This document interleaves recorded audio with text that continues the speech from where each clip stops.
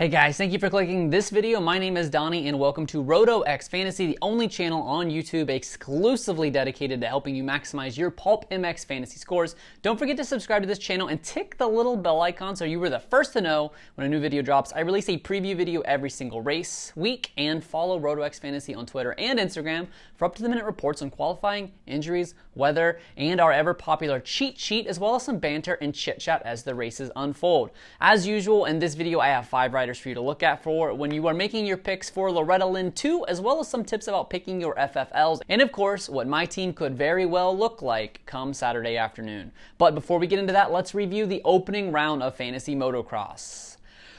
The first round of the season saw 5,426 players set their lineups, with 2/3 of them entering the paid championship league. Both numbers down slightly from the end of the final round of Supercross Fantasy, however. Of the 64 riders available to score double points, only 22 of them managed to score at least 44 points, which is the equivalent of the lowest score available for 2 double point motos. The All-Stars fared a bit better. Of the top 24 scores on the weekend, All-Stars made up 1/3 of those picks, with 8 of 16 All-Stars scoring perfect 25s in both motos. This weekend featured an astronomically perfect score, as it was entirely possible to pick 8 riders that combined for 592 points. Throw in even just one successful FFL, and you could have possibly broken the 600 mark. The median score in the championship league was 336, meaning if you scored 337 or more points, you did better than half the field. Shout out to Kathy Hawaii for leading the RotoX League. Kathy is one of the first 5 RotoX Patreon supporters to sign up, and it already looks like she's really capitalizing on that additional content available to her. If you're interested in extra fantasy tools, exclusive videos, and early access to podcasts, stick around until the end for more info on how you can become a Patreon supporter yourself. Chiz11, yes, Kyle Chisholm, literally Kyle Chisholm himself, won the entire freaking weekend with 522 points on the opening round. Chiz took home a sweet AC jersey that he is actually donating to raise money for a fellow rider dealing with an injury. Be sure to find him on social media for more information if you are interested in bidding for that AC jersey. Looking ahead to LL2, we have some all-star changes as Brandon Hartraft and Hunter Lawrence are now eligible for double points, and Little Bro Jet Lawrence as well as Cameron McAdoo are now in the top 8 in points and are both all-star selections for the 250 class. In the 450s, only one all-star change as Adam Cianciarulo is now eligible for double points, with fellow rookie Chase Sexton taking his spot inside the top 8.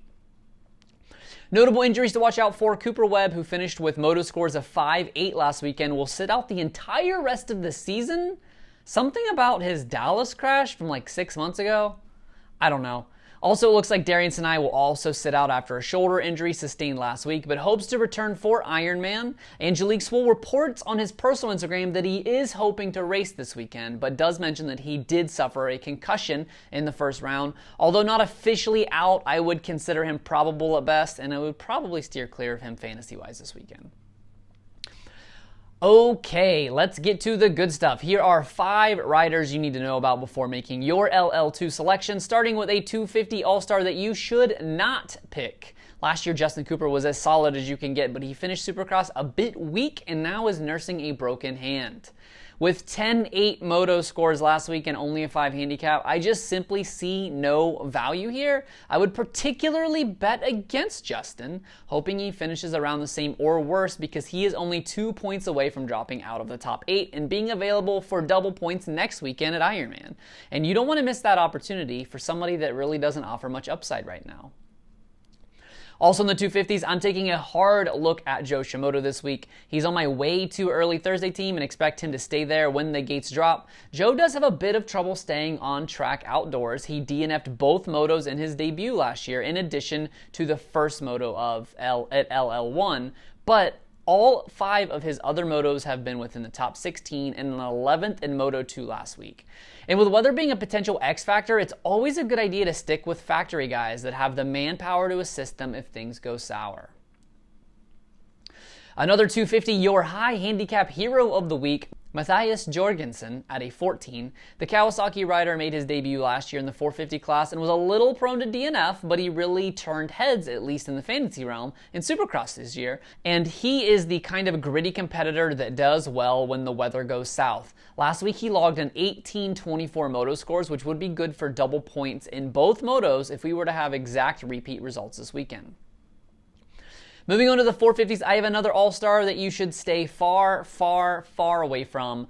Blake Baggett seems like a safer pick with a 6 handicap, and we all know how good he can be, but it's not promising. Last year, Blake finished in the top 7 less than 1/3 of the time and averaged only 10th place, and that's when he keeps his bike on the track. No value here as far as I'm concerned, and for a similar handicap, I think I'd rather have Chase Sexton.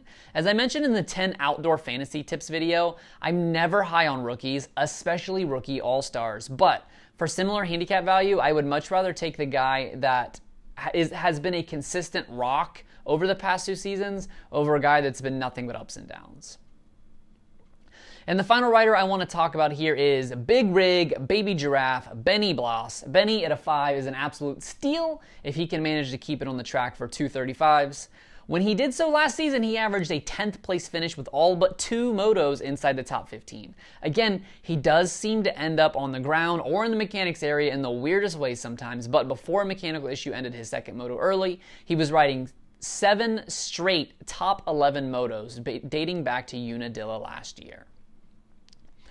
Looking at FFLs, we had 4 different riders last week, with Star Racing dominating the 250 class. Dylan Ferrandis and Shane McElrath each took an FFL, and you would be a fool to bet against Star Squad this weekend, or really any weekend. Justin Cooper would have been the obvious pick if not for his hand. He did hole shot the first moto before falling, and the experts would have you believe that Dylan gets bad starts and shouldn't be considered, but did you know the only person to have more FFLs in 2019 than Dylan Ferrandis was actually his teammate Justin Cooper? That's right, Dylan took 4 FFLs and Star combined for 14 out of 24 motos last year. My money is probably still on Shane, as he gets off the line as good as anybody, but don't shy away from Dylan just because of his reputation. In the 450s, I don't think anybody had Jason Anderson running away in Moto 1 from start to finish on their bingo card, but yet here we are. I don't think many people were surprised to see AC rip one in the second moto either. Honestly, I think I'm out on FFLs in the 450s for the entire season. With 2019 FFL leader Cooper Webb out for the season, that leaves the field wide open. And unless somebody emerges as a clear-cut favorite, I cannot, in good conscience, recommend anybody, but if you are, for whatever reason, dead set on picking an FFL, I would probably look at AC or Zach Osborne, who was right on AC's tail in Moto 2. My way too early team right now consists of Sugar Shane McElrath for my 250 All-Star. He's on the best bike in the class. He gets great starts, and a 4 handicap leaves just enough forgiveness. I have Joe Shimoda for all the reasons we already talked about.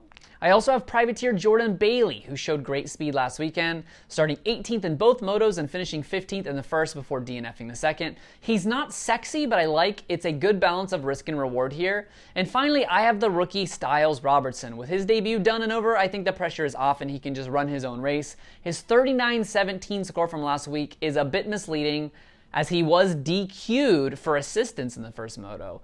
But if we take that away, a 27-17 isn't much, but at least that scores points in both motos. In the 450s, I have Marvin Muskin as my all-star. I don't see Marv challenging for championships or overall wins much this year, but a 4 gives him a good bit of leeway, especially with Coop missing from action. I have Adam C. and Cerullo penciled in at a 0 here. His 36% pick trend last week means there are a lot of people that will not be able to pick him this week, so I'm hoping to capitalize on his top 5 potential, while a lot of others cannot. Benny Bloss is also on my squad for the reasons we already discussed, and Luke Rensland rounds out my 450 squad. I'm not going to lie here, I was not high on Luke last week, but he obviously proved me wrong. I do not expect him to finish 12th in both motos again this weekend, but I would gladly take a 14-17 here, and that's totally possible.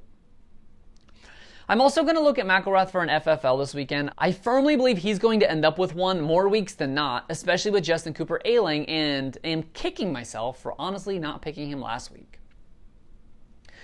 Thank you to all of the Patreon supporters that have already invested in the channel. I don't mean to brag, but Kathy Hawaii is leading the RotoX League, and Travis Marks is leading the PulpMX Admin League, and they are both early supporters of the channel's Patreon, and that simply cannot be a coincidence. If you're interested in supporting the channel, be sure to check out the RotoX Patreon. Subscription starts at just $5. You get access to a premium version of the cheat sheet, handicap reaction podcast where I share my initial thoughts on about 50 riders for the weekend instead of just the 5 we cover in the video, early access to podcasts, as well as exclusive video content. I just released a video recapping the 2020 Fantasy Supercross season on Patreon, 100% for free to give you a taste of what you're missing out on. So go check the Twitter feed for a direct link to that video if you are interested. Speaking of Twitter, be sure to follow RotoX Fantasy there, as well as Instagram for up-to-the-minute reports on injuries, weather, qualifying results, stats as the races unfold, as well as a small dose of memes for good measure. My name is Donnie. This is RotoX Fantasy. May your chiz this week all the way to first place. Thanks for looking, guys.